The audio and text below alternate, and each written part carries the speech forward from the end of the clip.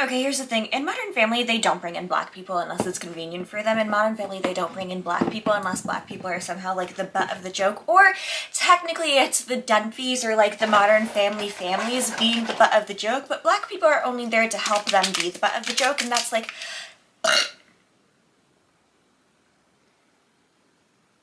And that's like not fun, and it's not cool, and it's not great. And yeah, Friends never brings in black people, but Modern Family does it, I feel like, less, and I feel like worse. So here's the thing, I just rewatched like season 8, episode 1, something like that.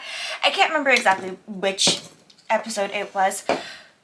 My ice fell on the floor, and I rinsed it because I was like, that makes logical sense. So now my ice is melted together, which why am I putting ice in before I put, oh my god, where is my brain? Okay, so in this episode, Jay has new neighbors coming in on the same day that he is putting in video recording systems, like security systems around his house, and he's putting security systems around his house because there had been break-ins in the neighborhood. But his new neighbors are black. They're black. So Jay spends the entire episode being like, oh man, I can't have them thinking I'm racist. They absolutely cannot think that I'm racist. If they think that I'm racist, this will be the worst thing in the world. So he's doing all these things except for talking to his neighbors to prove that he is not racist. And the biggest thing that he does is he brings in over his singular black friend. And the singular black friend is like, wow, I can't believe you're inviting me over. We haven't talked in a really long time, and I've really missed you, and I've really missed like having people in my life. I'm actually... My phone decided to tell me that it was low on battery. I'm pretty sure it'll keep filming. I'm actually feeling really depressed right now. The only time that I feel happy with my life, the only time I can bring a smile to my face is when I'm cleaning my gun, which doesn't feel healthy. And I know that you're using me right now so that you can prove to your black neighbors that you have black friends, but I can't even bring myself to be like sad about that because it's just so nice to be held because I'm so lonely. And Jay ignores every single piece of that information because it's not working, and he feels like he needs to do more, so he stops talking to his singular black friend, who is having suicidal ideations, and obviously a very hard time in his life, and Jay just keeps trying to do other things to prove to his new black neighbors that, oh, he's not racist. He's absolutely not racist. How could he be racist? So finally, he goes over and he introduces himself, and the guy says, I'm Doug, by the way, and they've had this nice conversation, and Jay's like, I'm sorry, I was overthinking this entire thing. I was being a dick. Let's just like introduce ourselves. Gloria, come over here. This is Doug, and aw man, just so you know, beautiful African last name, Badawe. And the guy goes, I said, I'm Doug, by the way. And Gloria just walks away like, oh my god. And Jay is like, oh, I stepped in that. And that's really kind of the last that we see of these black neighbors, and it's also the last that we really see of black people for the show, for the most part, until the next time that Phil Dunphy has a fetish obsession on the side. Because the only time that we even reference black characters in this TV show is to discuss how hot Phil Dunphy thinks black women are, which, like, you know what? He's not wrong. But you know what else?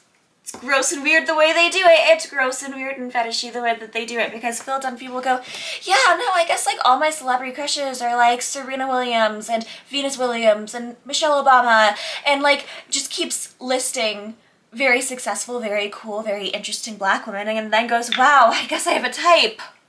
Successful woman. And then there's the entire storyline where he's lying to his wife about the fact that he has a really hot young black client because he has a thing for hot young black women, and he knows that his wife will be uncomfortable about it, and people get really mad at Claire for that entire episode because she's flirting with her yoga instructor.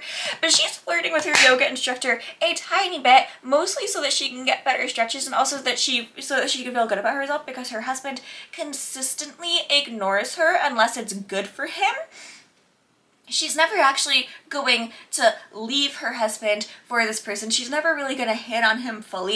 And also, this is something that Claire really rarely does. This is something that Phil often does. And Phil, by the end of the episode, is just like, okay, yeah, so Claire, I do have a thing for black women, specifically, like, yes, I was lying to you because that woman is my exact type, and I knew that you probably wouldn't be happy about it. And Claire's like, yeah, dude, I figured that out. And they sit down and they have dinner together. And the end joke of the entire thing that makes it all okay is that the black woman's husband, who is a black man, has a fetish for white women. So he's like, oh, hello, Claire Dunphy, how are you? And it's like, that fixes everything. That fixes, I don't know why that wouldn't fix everything. That fixes everything. Everyone just has weird fetishes for women.